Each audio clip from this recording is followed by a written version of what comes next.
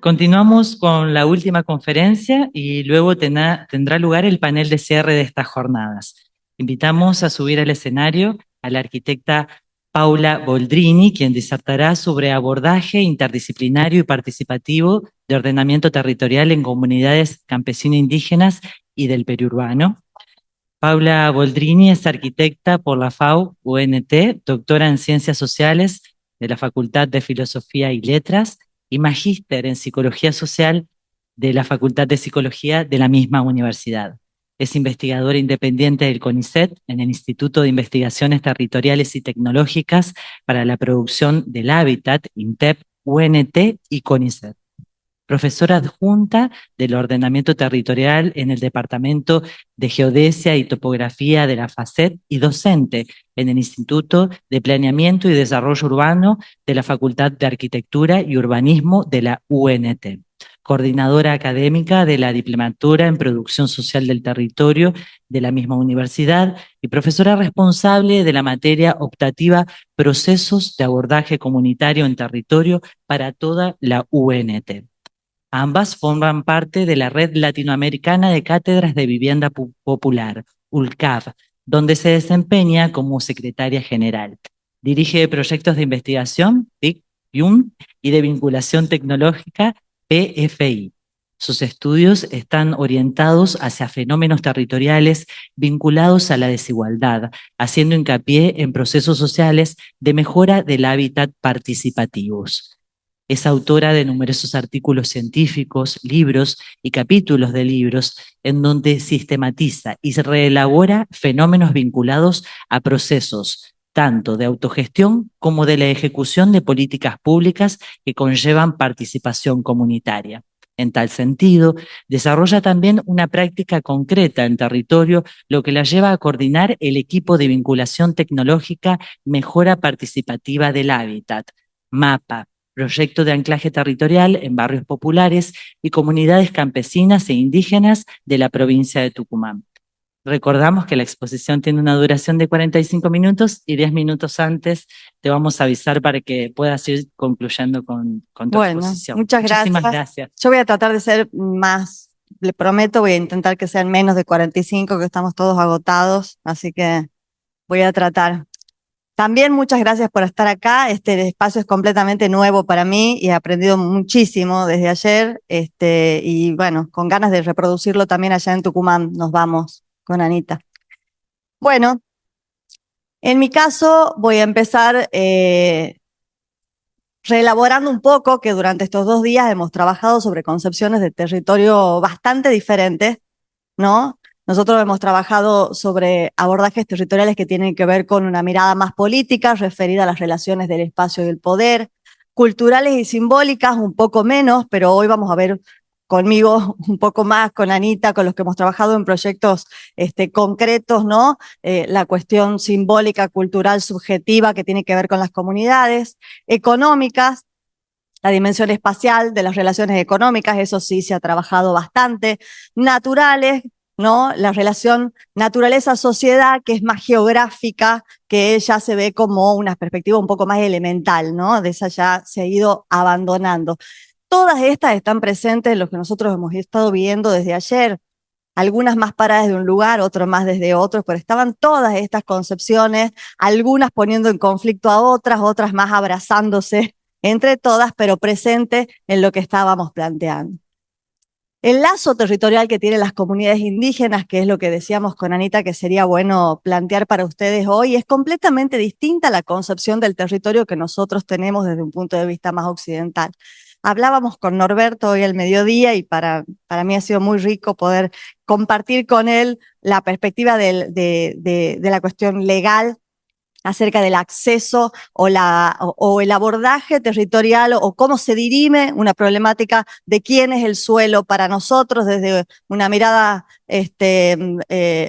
occidental, es completamente distinta a la que ven las comunidades indígenas que tienen este lazo territorial, ¿no? Donde hay valores que no son solo materiales, sino también inmateriales, simbólicos, culturales y afectivos.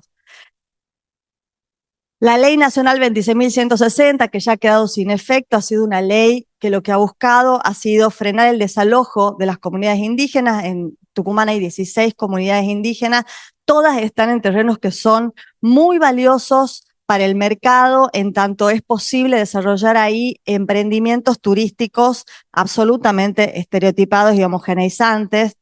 No estamos hablando de emprendimientos que tienen que ver con la comunidad, con revalorizar la identidad, sin sobrecarga del suelo y de las actividades, tratar de visitar y conocer, sino de implementar, de llegar como paracaidistas a lugares y poner los mismos hoteles que se ponen en cualquier lado, ¿no?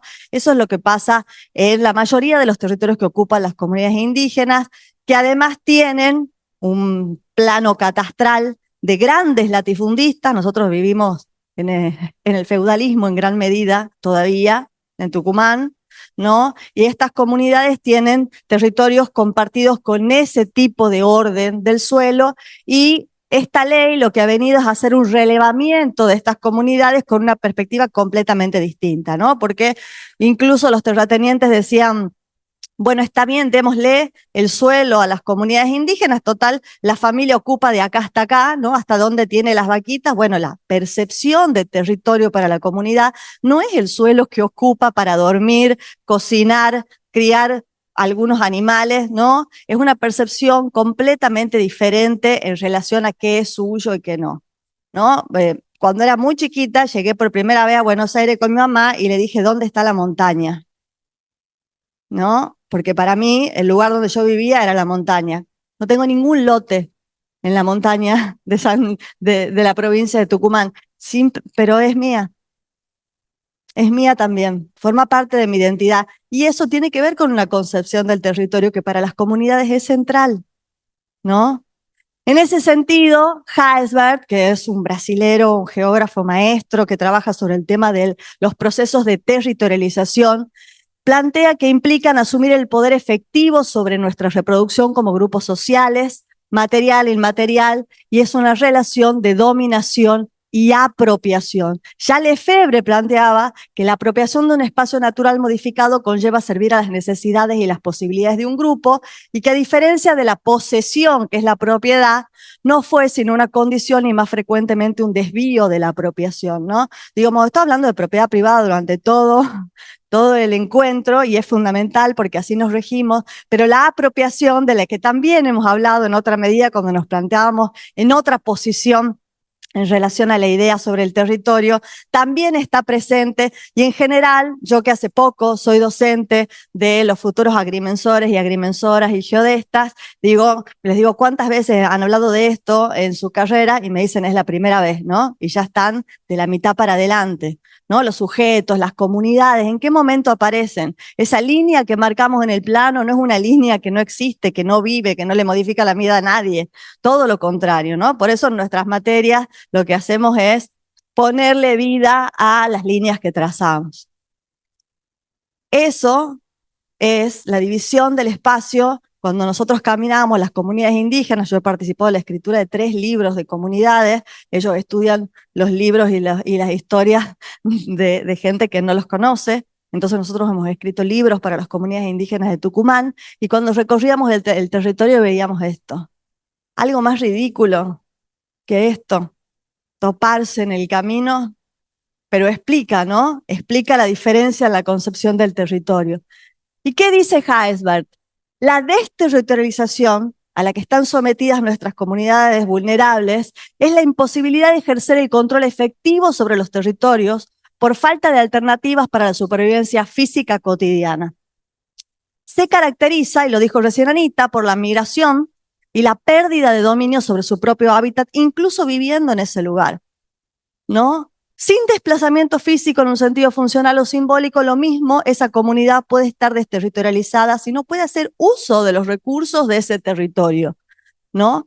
Al mismo tiempo, y voy a donde quiero ir, esa falsa dicotomía entre lo rural y lo urbano como partes de un sistema de producción que en realidad es común, ¿no? Lo que hace es fortalecer, ¿no?, las divisiones y los enfrentamientos de algo que no está enfrentado, ¿no? Pero que como tantas otras cosas se nos pone al frente como enfrentado para que nosotros nos quedemos dirimiendo batallas que no son nuestras y que peor algunas veces son inventadas, ¿no? Esto es el trabajo con uno de los libros que desarrollamos con una comunidad indígena que se llama Casas Viejas.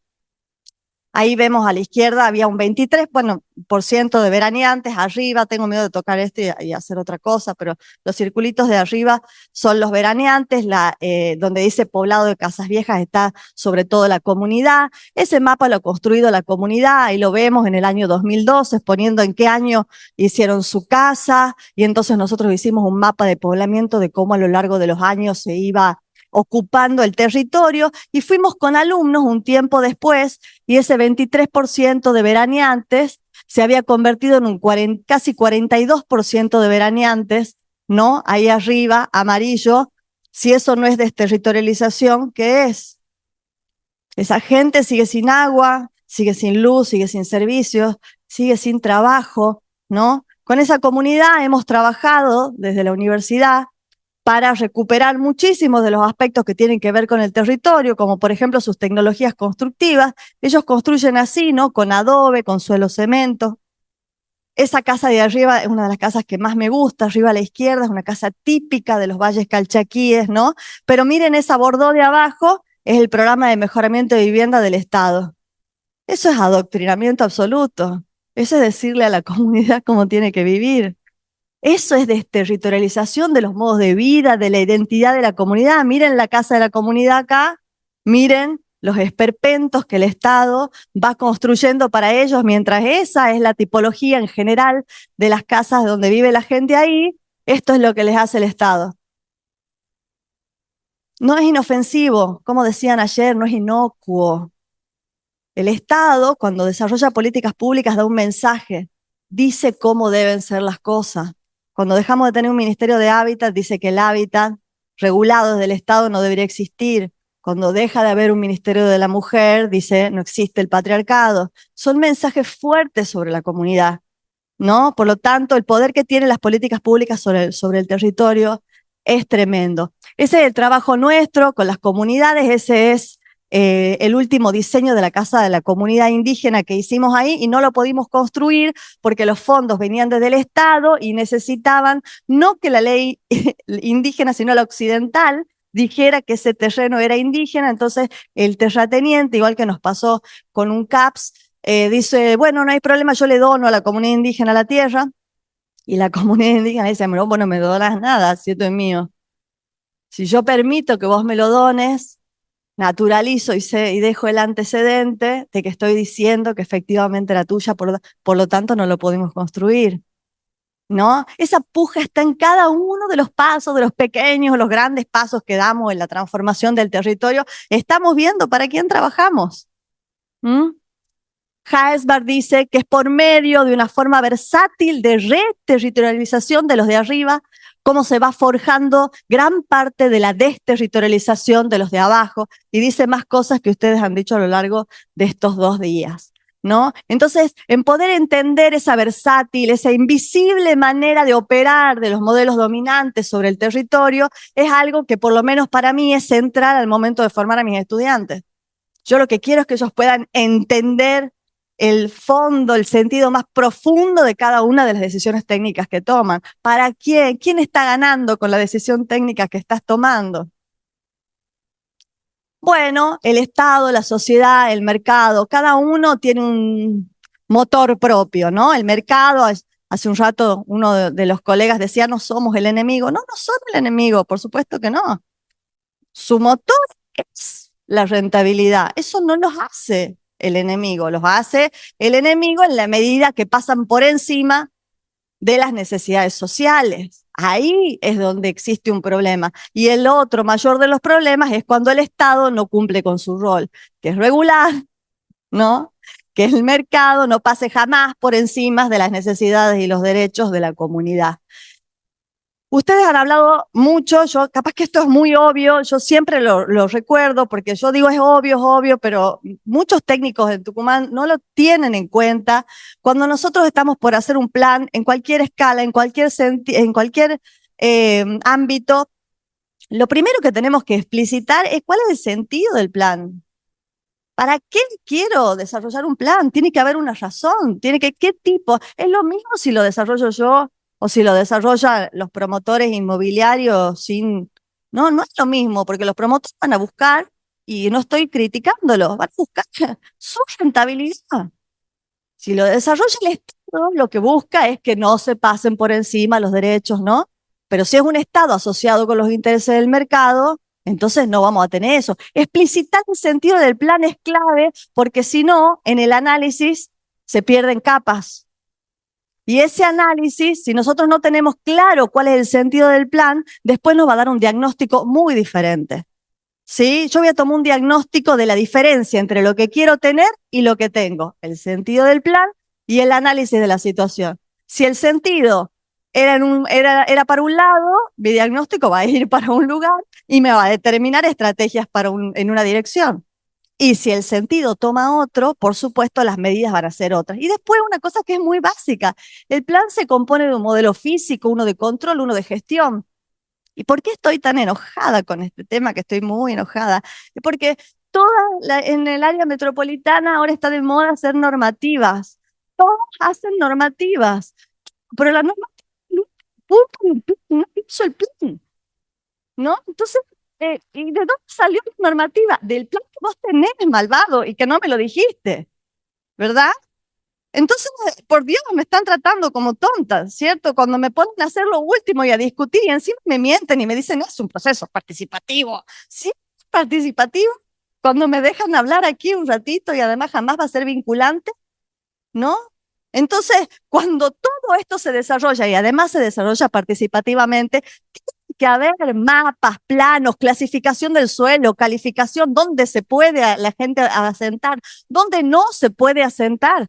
Tiene que haber el modelo de control con los códigos urbanos de edificación y tiene que haber un modelo de gestión, programas, proyectos que en consecuencia traccionen para que ese plan se concrete. Es como Aníbal Smith en Los Magníficos, me salió igual. ¿No? Nosotros tenemos Tucumán y si uno pone, esto no son. ¿Ah? Eh, Cuando uno ve algunos mapas de Tucumán que se repiten por todos lados, dice, bueno, ¿cuál es? ¿No? ¿Qué pasa? ¿Qué pasa cuando no hay un plan de ordenamiento territorial? Nosotros tenemos acá la actividad productiva típica de la provincia, ¿no? Caña de azúcar, todo el verde, cítricos, granos, hortalizas, toda una parte blanca donde no hay nada, absolutamente nada. Después tenemos el turístico, que lo he puesto porque, bueno, ese parece un poquito más irrigado, pero en realidad son caminos que llegan hasta un lugar a donde turismo, con su mirada absolutamente hegemónica, siempre reproduce la misma feria, ¿no? De supuestamente artesanos, pero que son manualidades, ¿no? Y tenemos todo el sistema de ciudades que vemos a la izquierda.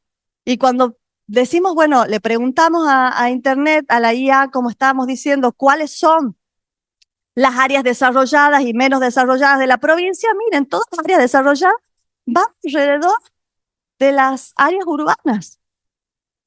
Eso es abandono. No es que el campo no sirve. Eso es abandono, eso es una política de desterritorialización y de despoblamiento, ¿no? ¿Y de qué ha sido acompañada? Del mito de que en la ciudad voy a conseguir trabajo. ¿La ciudad garantiza fuente de trabajo? No. Ese es el origen de los cinturones de asentamientos informales, de villas miserias, de barrios populares que ya no son más cinturones, ya son esporáreas. Yo me dedico mucho más a la parte urbana y al trabajo en barrios populares, aunque hoy esté hablando de otra cosa, ¿no? Entonces digo, ¿por qué estamos tan preocupados solo por la ciudad? ¿No? En mi facultad se enseña urbanismo y no se enseña nada del territorio que no sea urbano. Y entonces, ¿por qué nuestros profesionales verían otra cosa que no fuera exclusivamente la ciudad? ¿No? Miren la ciudad. Esto, durante 285 años hemos crecido toda esa partecita roja de ahí. Del 70, con la migración campo-ciudad, que ha sido el desmantelamiento de nuestra estructura productiva, que ya era mala, porque ya la azucarera ya era para otro, ya se iba por el ferrocarril para afuera, por el puerto de Buenos Aires. Pero así todo, teníamos una estructura de ferrocarriles que más o menos irrigaba la provincia. Eso es lo que se desmantela y por eso crecen las ciudades. Ahora ya crecen por otra cosa. Además, lo que decías recién, Ana, de cómo se desarrollaban y demás, hoy el despoblamiento del territorio en general tiene que ver con esta falsa idea, pero que no es una falsa idea que ha sido generada sin un objetivo que respalda, ¿no? Bueno, es esta idea de que toda esa mano de obra desocupada sirve para poder explotar, ¿no? Y entonces, miren cómo ha crecido en los últimos 40, bueno, ahora ya son 55 años, La Mancha está un poco peor, ¿no? Pero miren cómo ha crecido, qué proceso de planificación puede acompañar ese estallido. Y sin un mercado presente, mucho menos, ¿no? Yo jamás voy a decir estado frágil, ¿no? Son estados asociados al poder. ¿Va? Esa es mi posición. Si alguien quiere decirle frágil. Ese es el trabajo, ay, qué fea que está esta foto con lo linda que era, en la comunidad indígena de Anfama. No puedo contar esta experiencia a detalle. ¿Cuánto voy? No, sí, sí voy a seguir, pero decime más o menos, ¿estoy en la mitad o voy 15? Para saber, es que tengo una historia para contarle y quería saber si la podía contar. Eh, porque nosotros en esta comunidad es una comunidad indígena campesina. ¿Quieren conocer una comunidad campesina, campesina, campesina? Esta comunidad. Yo no he conocido algo tan puramente campesino hasta que llegado el año pasado a esta comunidad, ¿no? Sobre la que están todos los ojos puestos para meterle ruta, bomba, hoteles, y que toda esta gente oscura sean empleados de los hoteles que otros van a poner. Tienen el formato perfecto, ¿verdad? Para ser los empleados, los de jardineros, ¿no? Espantoso. Bueno, yo lo he escuchado así de políticos en Tucumán que me han llamado para que los ayude, como yo tengo buena relación con los caciques, para que los ayude a convencerlos, ¿no? De esto. Entonces, esta comunidad, por ejemplo, todas estas comunidades pasan por momentos tremendos de violencia, ¿no? Porque tenés esa desterritorialización naturalizada, silenciosa, permanente, con el cubito que te viene para que hagas tu casa del IPB, del Instituto de la Vivienda, y tenés los que vienen y te sacan de las casas y te desalojan.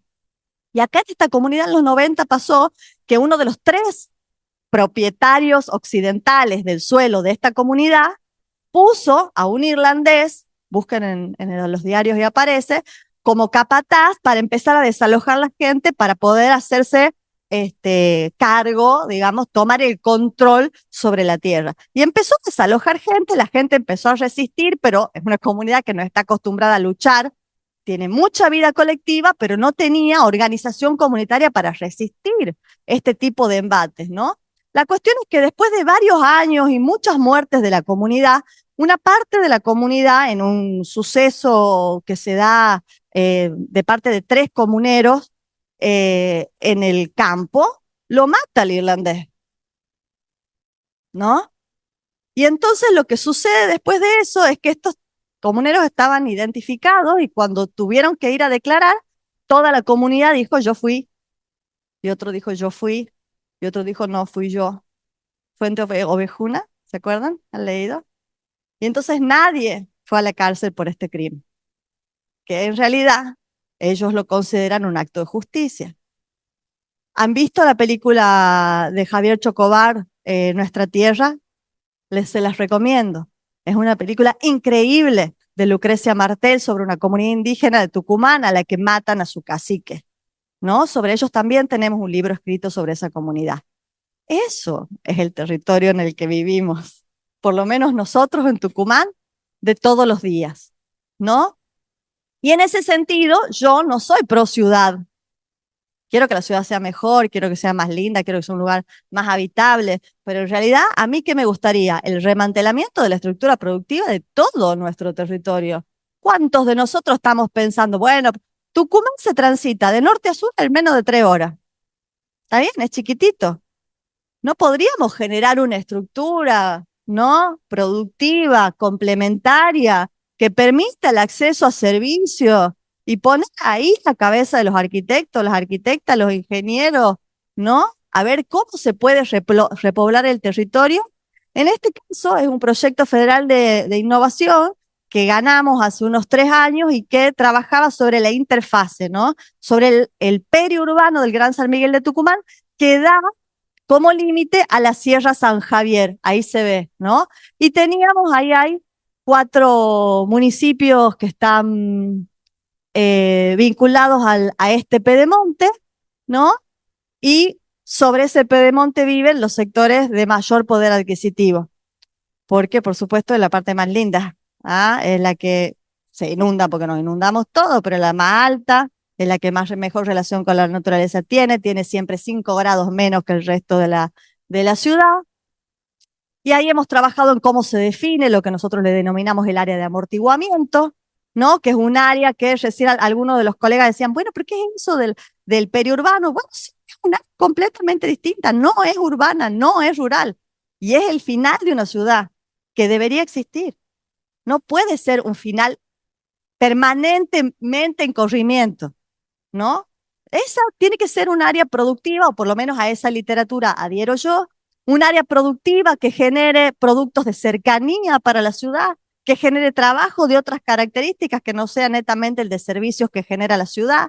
Y entonces ahí hemos desarrollado procesos participativos, que esa es mi pasión, ¿no? El tema de los procesos participativos. Y ahí hemos ido por diferentes barrios, hemos trabajado con todas las instituciones esas que señalaba Anita recién en su exposición, las hemos invitado a todas, todas han ido, todas han participado. ¿Por qué? Porque los técnicos sí queremos cambiar las cosas. Nosotros tenemos mucho de capacidad transformadora y de espíritu y ganas de transformar. Lo que nos topamos es que los técnicos no somos los funcionarios o los políticos que tomamos las decisiones, pero, y voy a responder a lo que Diego ha respondido de otra manera ayer, como yo le he dicho ayer que me hubiera gustado, ¿no? Por supuesto que algunas propuestas son difíciles y parecen imposibles de implementar, pero hay que estar preparados para que en el momento que se pueda, cuando las condiciones te los permita, cuando sea una pequeña grieta, tenemos que ser un avión, tenemos que saber qué hacer, tenemos que tener los proyectos listos, tenemos que estar formados, tenemos que tener la metodología clara para en ese momento no fallar, saber qué hacer, saber con quién hacerlo, armar grupos, como tienen ustedes, que se llevan espectacular, ¿no? Entonces nosotros estábamos fascinados con la Anita, como entre ayer y hoy se dicen cosas y después están de risa. Está buenísimo. Eso es lo que hay que hacer porque después en la batalla estamos en el mismo equipo, ¿verdad? Y entonces nosotros hemos organizado esos talleres por condiciones y problemáticas ambientales, entonces había algunas de las instituciones que exponían ese día y después se armaba toda una base de datos de condiciones y problemáticas ambientales en base a la recogida de datos de cada una de estas instituciones, de las otras y demás. Después de las condiciones de infraestructura, y hablaban todas las instituciones y exponían todas las instituciones y nos llevaban datos todas las instituciones, se me fue la imagen, ¿no? Igual me lo sé, pero mejor si mostrás las fotos que traje.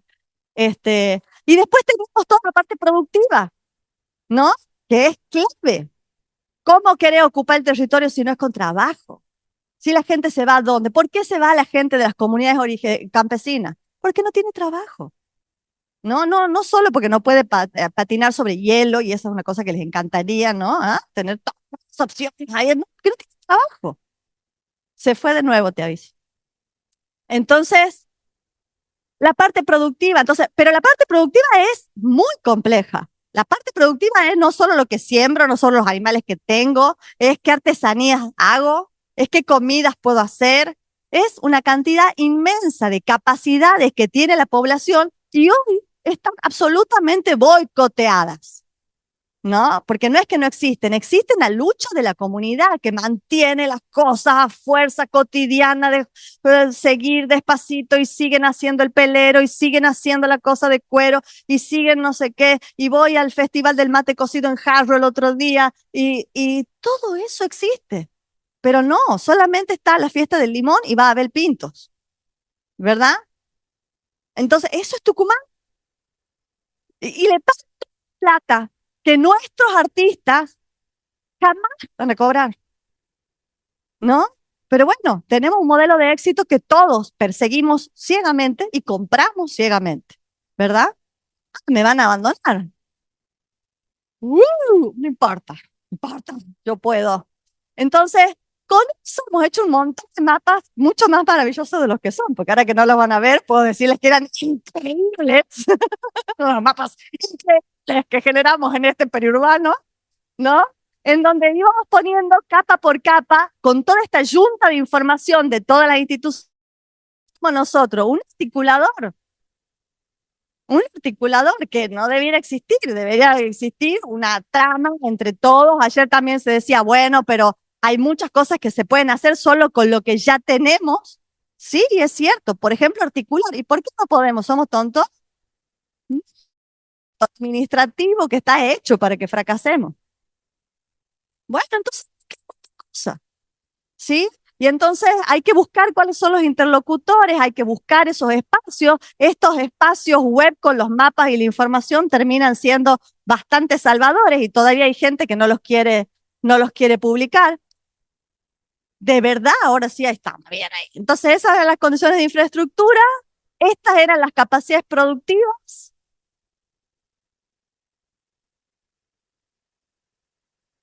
Nah, es que es tan bueno.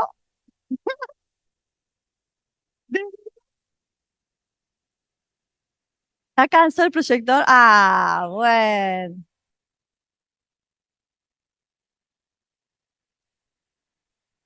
Bueno, a ver, este, hay una serie de mapas que comprueban que este trabajo fue una muy buena experiencia, pero no tiene proyección en la medida en la que no haya un ordenamiento territorial general. Toda nuestra área, que está muy bien demarcada como área de amortiguamiento, periurbana y demás, se le salen cuencas por todo el lado. Y vos tenés que usar la cuenca completa. Y cuando terminaste de usar la cuenca, te quedaron afuera otros límites. Es el territorio provincial el que hay que tener en cuenta. Hay que ver cuáles son urbanizables, cuáles son no urbanizables, cuáles van a ser parques, dónde reactiva, dónde está la gente que hoy sigue resistiendo en sus lugares de vida y con recursos públicos puede seguir arraigado, aprovechando los recursos del territorio locales para seguir quedándose ahí. Porque ellos no quieren irse. No es que, ay, bueno, querés que toda la vida vivan en el campo, pobres. No, ellos se van del campo porque no tienen otra opción. Hay gente que seguiría viviendo donde viviría y así es y lo demuestra que la gente, cuando vos vas a este tipo de comunidades, te encontrás con la gente que se fue, fue a Buenos Aires, trabajó de empleada doméstica y volvió, porque no aguantó más. No se hubieran ido nunca si hubieran podido no irse. ¿Sí? Bueno, a ver, eh, la conclusión de esto era un poco eso, digamos, la idea de que no importa, no, ya lo abandonemos porque solamente estamos pasándola mal. Eh, Mi idea diferente es que no estoy enamorada de las ciudades, es que creo que el territorio es fundamental. El trabajo interdisciplinario ya se ha dicho en este momento. Yo ya no, yo cuando era chica era muy ambiciosa y al mismo tiempo no entendía un montón de cosas, entonces hice todo, hice psicología social, ciencias sociales, la arquitecta, y al final había un montón de gente que podía hacer eso por mí, solo que tenía que vincularme con otras personas. Lo aprendí después, cuando vi que había otros raros, otros raritos como yo, y con esa gente armamos equipos, ¿no? Entonces, con esa gente con la que armas equipos podés emprender. Cuando tenés coincidencia en la manera de complementar esos campos de conocimiento y cuando tenés coincidencia en el primer punto de cualquier plan de ordenamiento territorial, que es la idea de qué territorio es el que querés, para quién querés ese territorio, ¿cierto? Entonces, cualquiera de las oportunidades que tengamos para ir sectorialmente avanzando, que jamás pierda de vista este ámbito general que tiene que tener cualquier perspectiva de ordenamiento territorial como macro escala de abordar, ¿no? Ahí termino nomás.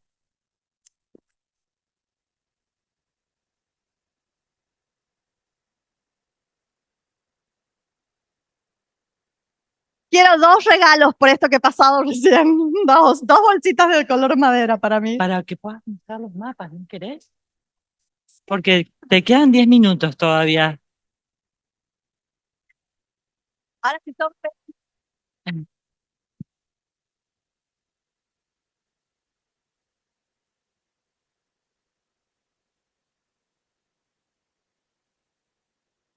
¿Quieren ir haciendo las preguntas? Total, después les muestro unos mapas como anecdóticamente. Ay, ¿viste? Vos los viste antes. Ah.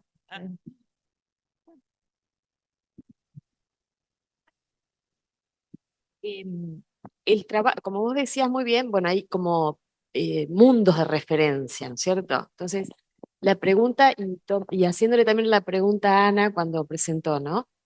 ¿Sobre qué metodologías te parece que es más eficiente trabajar, ¿no? Porque ustedes están cosiendo mundos de alguna manera, ¿no? O maneras de ver el mundo. Entonces, hoy me llamó mucho la atención cuando dijeron no hablaba la gente en ciertos lugares, con lo cual el diseño de la participación es súper importante.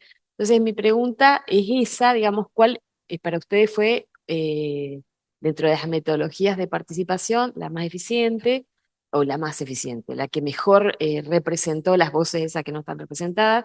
Y ahí tomo una experiencia que van a traer unos chicos de la UNAM, que trabajaban con los pueblos mayas fundamentalmente. Entonces, bueno, trabajaban con los niños, porque los niños eran los capaces de georreferenciar, podían entender casi en el juego la manera de, ellos, viste que está el Tren Maya, eso, bueno, estaban un poco explorando sobre el impacto de esa gran infraestructura de movilidad, qué es lo que sucedía, y en el caso de ellos, también era el caso de su tesis, ¿no es cierto?, de grado, pero había construido la información con los pobladores y fundamentalmente con los niños, que eran los que eran capaces de manejarse con cierta tecnología y ayudar en esa construcción, que era como una interfase entre mundos, según mi modesta interpretación.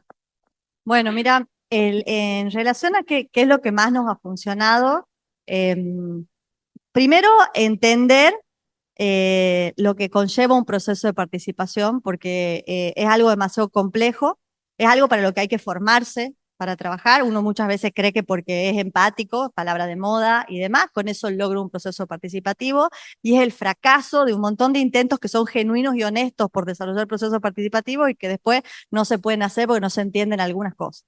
No sé, yo trabajo con barrios con jóvenes adictos que están construyendo clubes en Tucumán, después de más de 10 años de trabajo. La modalidad de trabajo con ellos es completamente distinta a la que desarrollamos con la comunidad indígena.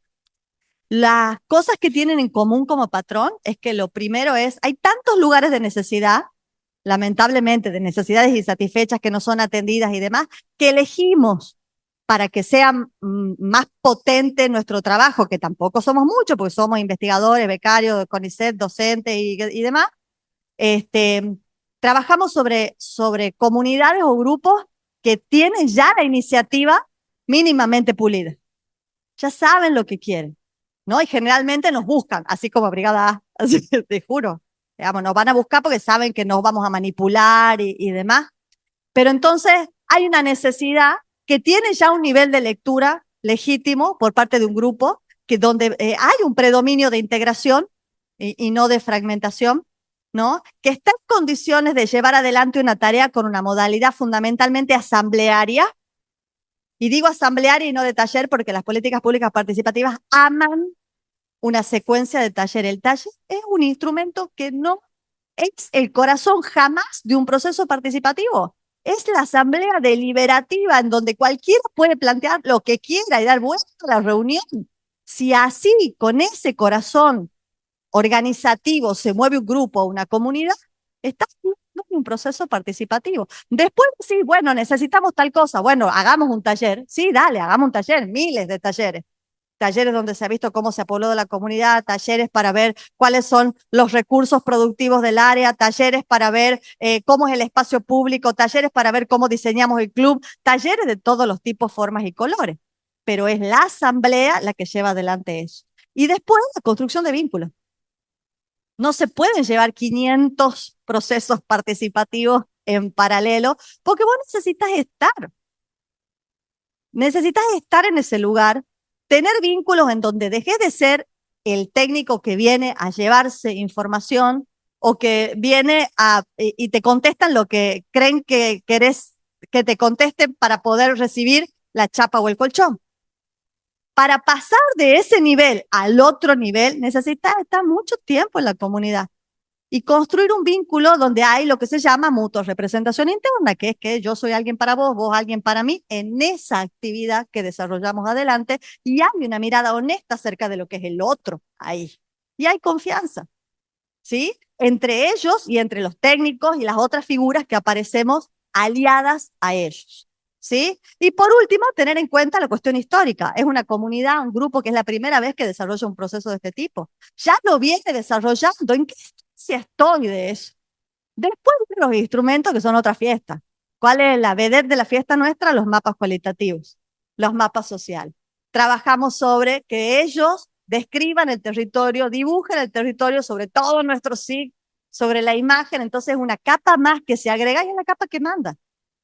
Es la capa que manda, ¿no? Y que ellos van actualizando a lo largo del tiempo. Entonces, ellos se vuelven los técnicos que saben leer SIG a lo largo del tiempo, ¿no? Y entonces, ya termino, después no sé si hay, pero ver, teníamos esta que era la capacidad de abastecimiento de agua de consumo y toda la parte roja era todo lo que estaba agotado porque los pozos ya no daban más, necesitas recarga de acuíferos, ¿no? Miren las cuencas que les decía recién que se salen de toda el área de trabajo, decía, ¿cómo vamos a estudiar esa área sin estudiar la cuenca completa? ¿Cuál es el área que tomamos? ¿La de la cuenca, la de urbana, ¿no? Después teníamos esta de cuáles son las actividades. Miren, las áreas, el área urbana es la gris, la productiva es la amarilla, la verde es el bosque nativo que les mostró Anita recién. Y miren cómo ahí se ven las tipologías residenciales. Todo lo que es rojo son las grandes urbanizaciones cerradas, que están en el 70-80% del área metropolitana, están en este sector. Hay algunas otras hacia el este, pero el 80% están en este sector, en el Pedemonte, ¿sí? Y nosotros hemos hecho talleres con cada uno de los barrios populares que tenían algún tipo de organización o posibilidad, ¿no? De reunirse y demás, y hemos hecho con ellos. Hemos relevado también a las organizaciones cerradas, solo que ahí se lo ha hecho con Google Forms y demás. Y todo eso, ¿no? Se ha ido poniendo en mapas que iban mostrando, por ejemplo, las capacidades productivas, la vocación productiva, que tuviera una perspectiva sostenible y demás. Ahí está, listo, los mostré. Me di el gusto.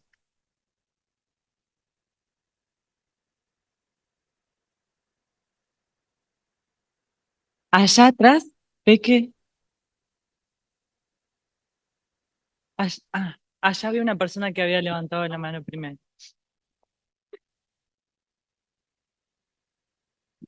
¡Ja! ¡Charán, Prepárate. charán! Vamos a hablar del mercado. Charán. No me voy a perder la oportunidad, pero estoy intentando organizar mi pensamiento para preguntar objetivamente una cosa que me interesa desde hace mucho tiempo y que este es el momento para la persona apasionada que vos sos, para que ojalá me pueda responder con objetividad. Seguro que nadie es totalmente objetivo, ¿no? Así como nadie es totalmente normal. Muy influenciada vas a estar por tu pensamiento y por los estigmas que ves por ahí, pero vamos a intentar. Primer punto, estoy intentando poner espacialmente, digamos, dos grupos que no son antagónicos, pero tu presentación o la mirada que podemos tener son antagónicos. Digamos, no encuentro si es izquierda, derecha, arriba, norte, sur. Vamos a ponerle A y B. En el A están los que están acá. Agrimensores que trabajan normalmente para gente que tiene derechos reales, que tiene posesión, que ocupa y que lo vas a regularizar para, como dice la palabra, entre comillas, formalizar. Como decía Hernando de Soto, para darle una oportunidad que él tenga un título para sacar crédito, lo cual nunca ocurrió, ¿no? Un tipo que a alguien le quería dar un premio Nobel de Economía, o Clinton lo vanagloriaba tanto y no pasó nada. Muy bien, ahí está A. Y si lo llevamos de la agrimensura a vivienda, como vos mostraste bien, bueno, los institutos provinciales de vivienda le dan esas casuchas militarizadas que vos criticaste muy fuertemente.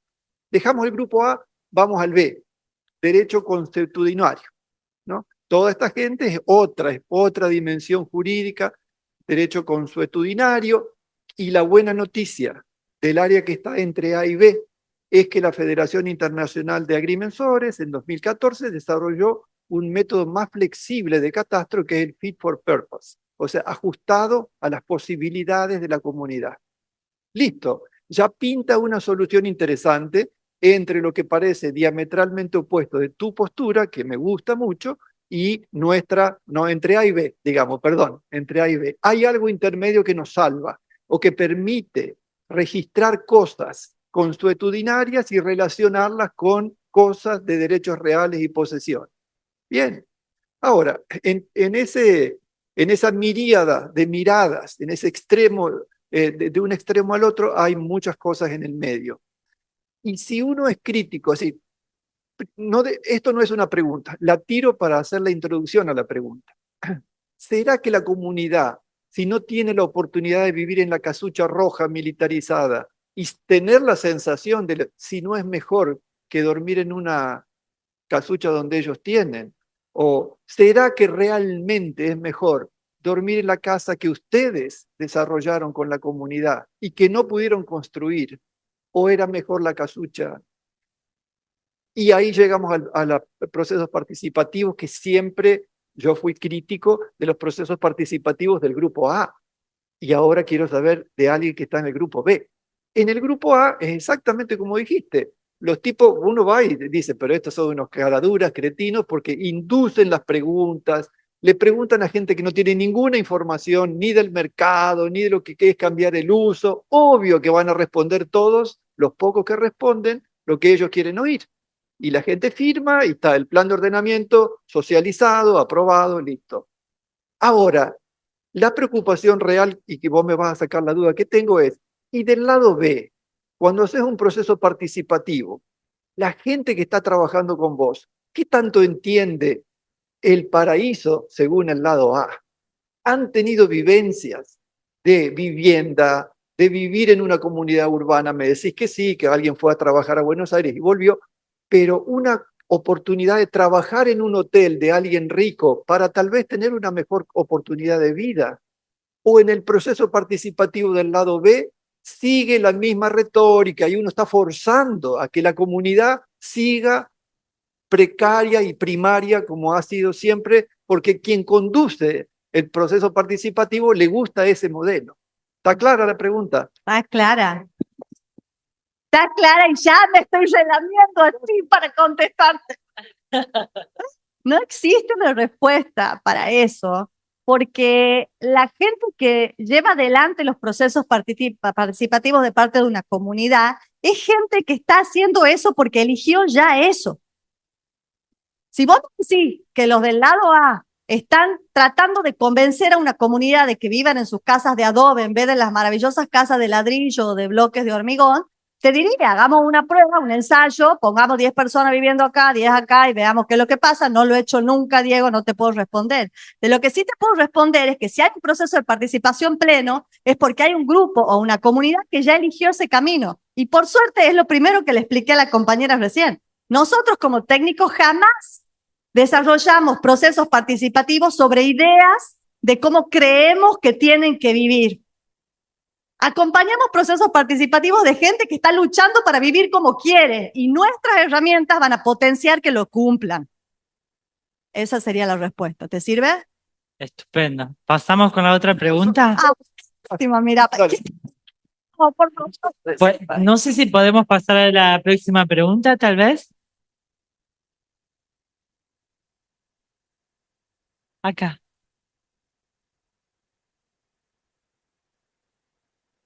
¿Cómo les parezca? Se transforma en un diálogo y no es la idea. Más o menos me sirve la respuesta porque, insisto, en el grupo de la discusión de participación tendría que haber gente con una formación de lo que pasa en el lado A, ¿cierto?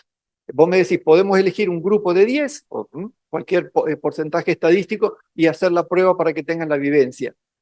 Me queda todavía la duda. Creo que lo que tu respuesta clara es, y está buena, es en los grupos A y B, quien conduce la participación tiene una formación, tiene una visión y trata de inducir al grupo participativo a esa visión, no a una discusión democrática de gente que tiene el mismo nivel de información. Es como en el mercado inmobiliario que nosotros luchamos.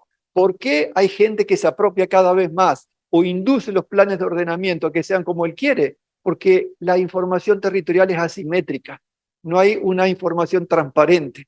Por eso hay tanta gente que no tiene interés que el catastro vaya para adelante o que las evaluaciones sean serias, porque hay privilegios en la información. Y en el lado B siento, no puedo afirmar en tu discurso que también es tendencioso, ¿no? Porque al grupo que vos trabajás les gusta que sea así la comunidad. El tema es, ¿la comunidad realmente quiere seguir así? Bueno, es lo que queda en el aire, tal vez no haya una respuesta Pero yo definitiva. contesté, yo no voy a una comunidad porque quiero que sea como yo me la imagino. Voy a una comunidad que está luchando por ser como quiere, está en una situación de vulnerabilidad y de subalternidad en relación a otros que quieren tomar las decisiones por ellos, y nosotros sumamos las herramientas técnicas a la comunidad para que sigan su proceso participativo. La diferencia es nosotros no lideramos los procesos participativos. Los procesos participativos los lidera la comunidad y cuentan con nuestro apoyo técnico para desarrollarlo. Por eso es que no vamos a comunidades que no estén organizadas. Solo trabajamos con comunidades que ya están organizadas y que solicitan porque necesitan apoyo técnico, y entonces nosotros reforzamos esos procesos.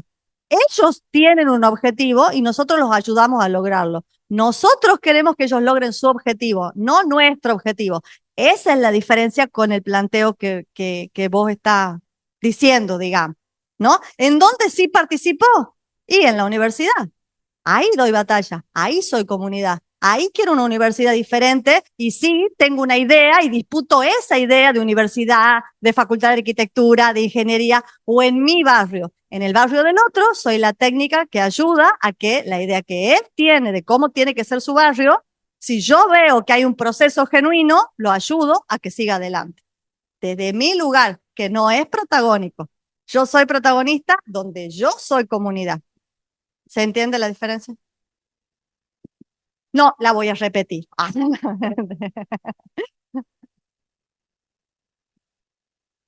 Con blanco y rayas negras.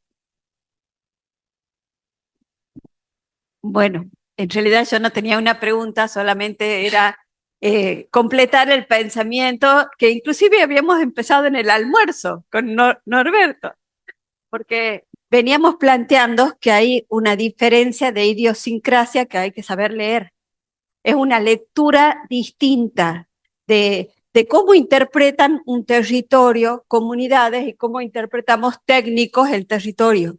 Y sobre todo los agrimensores y las agrimensoras. ¿En qué sentido? Para una comunidad indígena, ellos no hablan de tierra, hablan de Pachamama. Y la Pachamama es la madre de todas las cosas del universo. Entonces, hasta piden permiso a la Pachamama para hacer intervenciones, casas, ordenamientos territoriales. Entonces, le piden permiso a la madre tierra. Entonces, ¿de qué manera podemos interpretar diferentes idiosincrasias desde nuestro punto de vista, que decimos queremos ordenar un territorio y tenemos que hacer esta traza, a una comunidad que dice, permiso, ¿puedo hacer? ¿Qué puedo hacer? Entonces, ¿cómo hacemos esa interpretación sin subestimar? Porque lo más importante es pararse desde ese plano de igualdad, que son diferentes concepciones ideológicas, culturales. ¿No es pregunta o sí?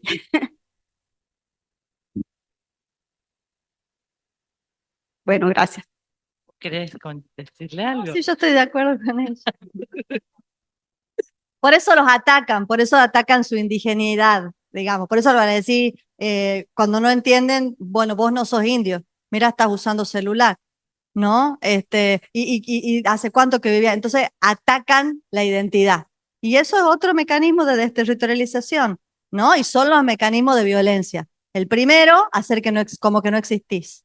El segundo, el rumor, el discurso. El tercero, el golpe, la violencia, ¿no? Todo eso se reproduce en el territorio y forma parte de los procesos de desterritorialización forzada que vivimos años ha. Bueno, agradecemos a la arquitecta Paula Boldrini.